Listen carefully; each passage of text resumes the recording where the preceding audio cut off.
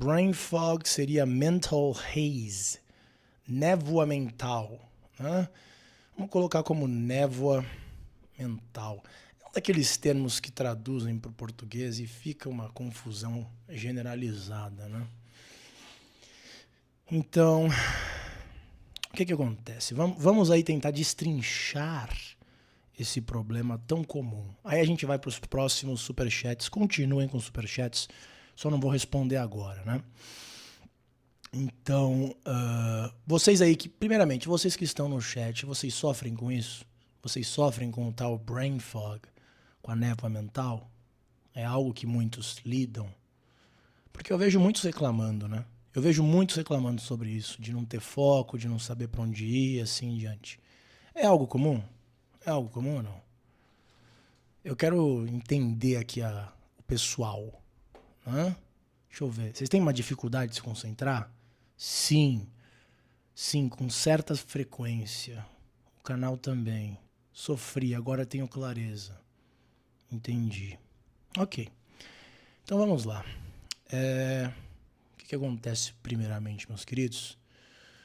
Vamos lá. Vou colocar aqui uma cor mais interessante. Calma aí.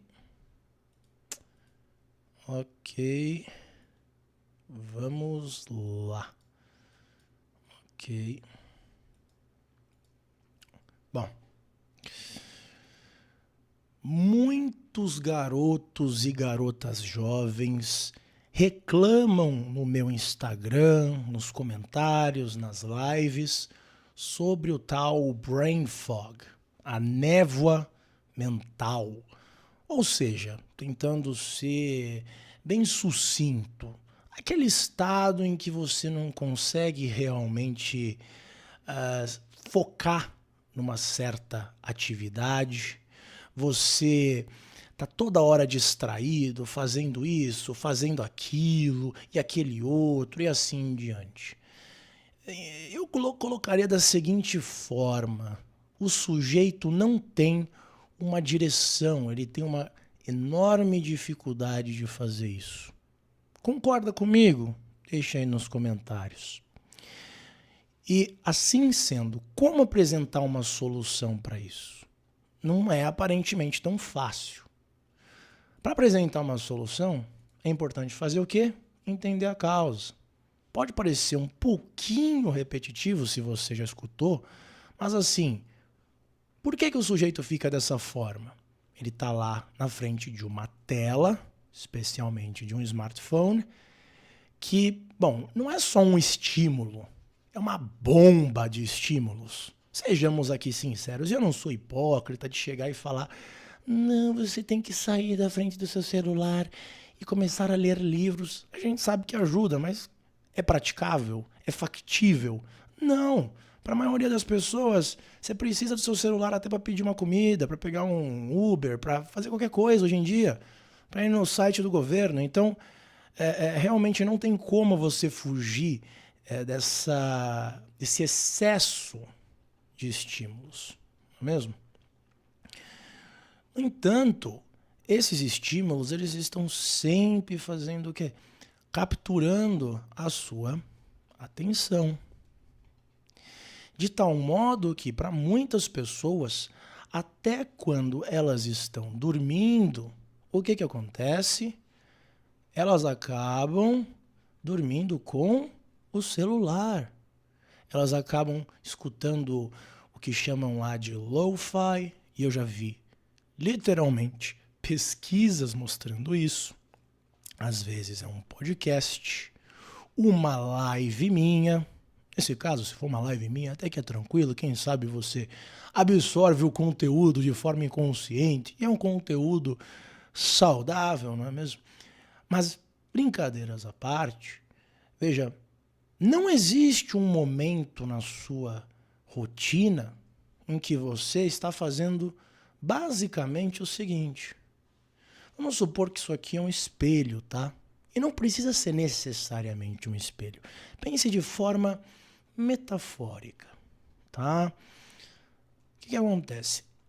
Vamos pensar nesse espelho metafórico em que você vai e se enxerga Assim como você enxerga uma imagem num espelho.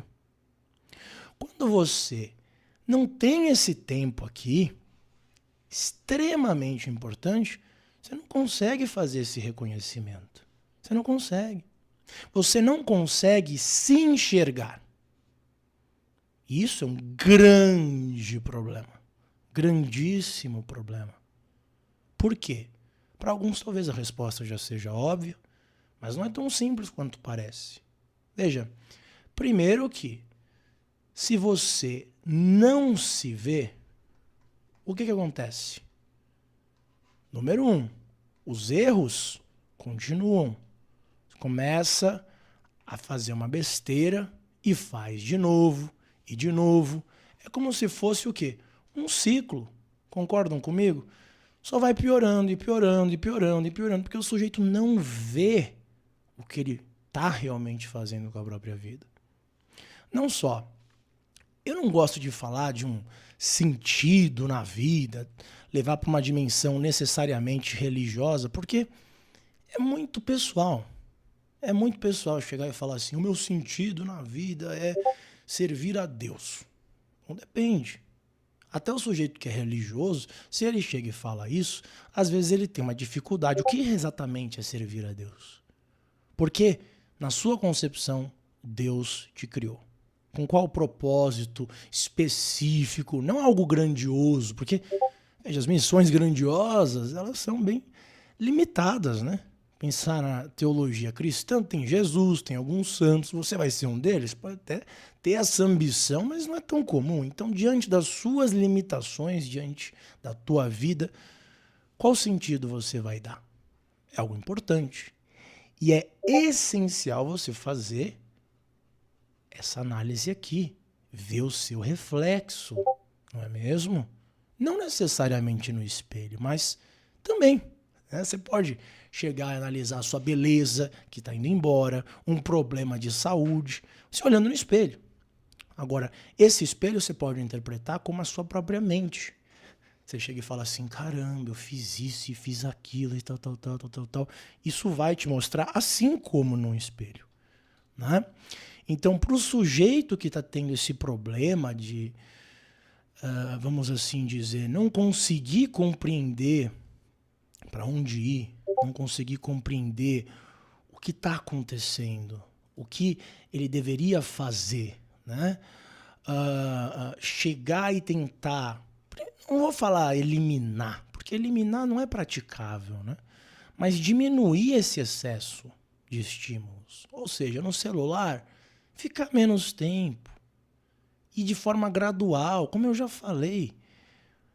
Eu não quero aqui, de forma alguma, magoar as pessoas ou já apontar o dedo, mas estudando e trabalhando com essas tecnologias de rede social, eu chego para vocês e falo, olha, acredite ou não, é um vício. É um vício, meu caro, minha cara.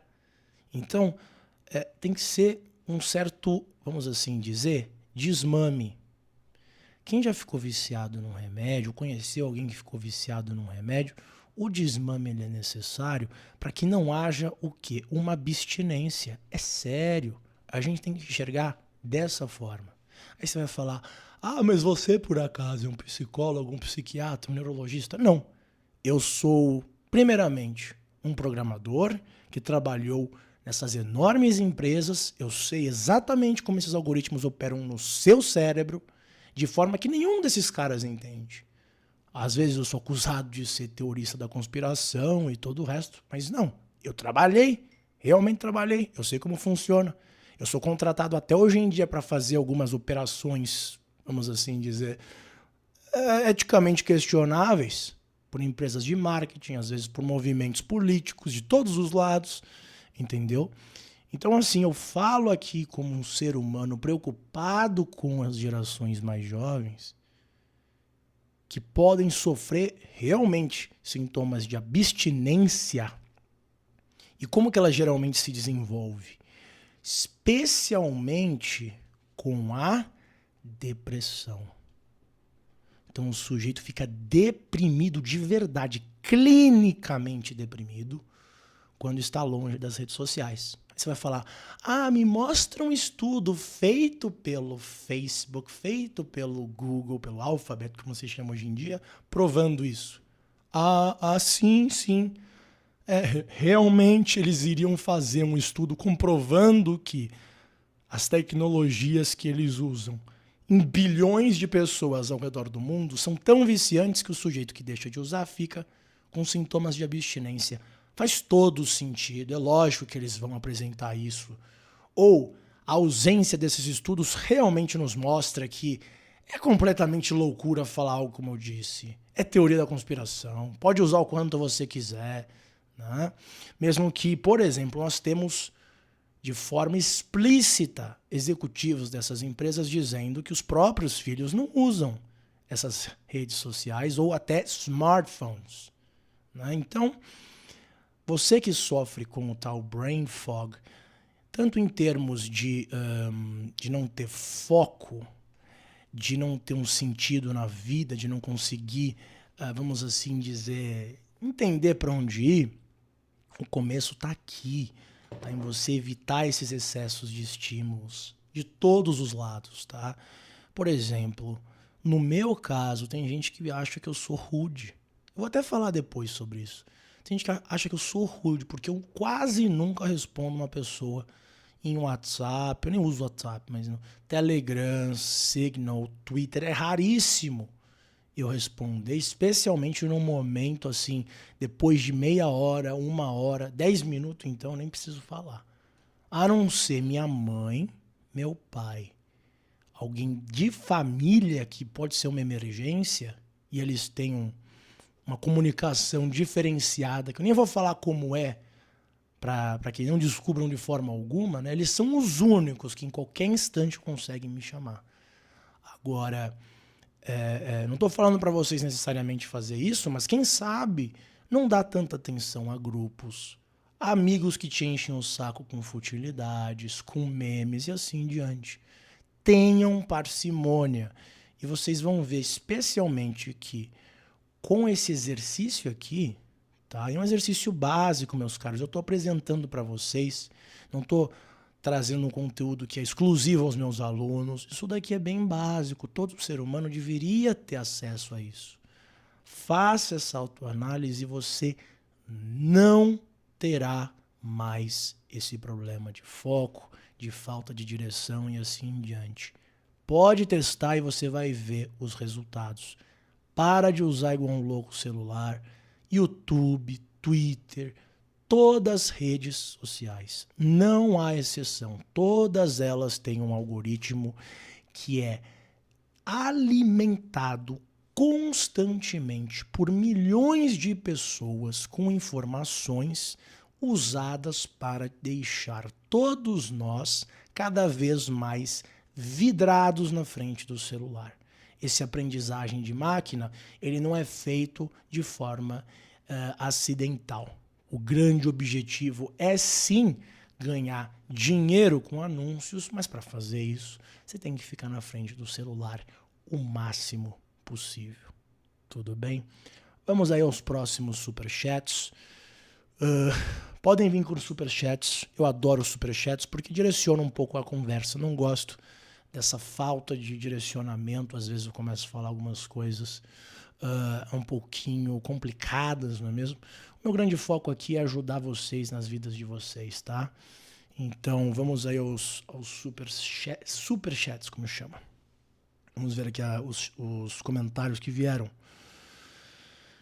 Um cara que chegou e falou: eu não tenho vício em nada. Sujeito que fala que não tem vício em nada tá mentindo. Todo mundo tem um vício em alguma coisa. Às vezes você tem um vício numa pessoa. Às vezes você tem um vício numa religião. Às vezes você tem um vício numa certa bebida que não é nem alcoólica. Todos nós temos um vício. Se você realmente não tem um vício, me manda uma mensagem porque eu devo estar falando com Deus. Entendeu? Não tem esse papo. Seja sincero, o filho de uma égua. Tá tentando esconder isso de quem?